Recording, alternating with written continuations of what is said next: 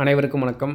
இன்றைக்கி நம்ம சென்னை வந்திருக்கோம். இந்த கஸ்டமர் வீட்டில் ஈபி பில் ரொம்ப அதிகமாக சொல்லிட்டு நம்மளை கூப்பிட்டுருந்தாங்க. இந்த வீட்டுக்கு மொத்தம் 2 சர்வீஸ் வாங்கியிருக்காங்க. ஒரு 3 ஃபேஸ் சர்வீஸும் ஒரு சிங்கிள் ஃபேஸ் சர்வீஸும் வந்து வாங்கியிருக்காங்க. இந்த 2 சர்வீஸ்லையுமே இவங்களுக்கு யூசேஜ் கம்மியாக இருந்தாலும் ஈபி பில் மட்டும் ரொம்ப அதிகமாக வந்துட்டுருக்கு. அதே போல் மீட்டர்லேயும் நம்மளுக்கு எர்த்திங் சிம்பிள் காமிச்சிட்ருக்கு. எர்த்திங் சிம்பிள் காமிச்சாலே கண்டிப்பாக வயரிங்கில் ப்ராப்ளம் இருக்கும்.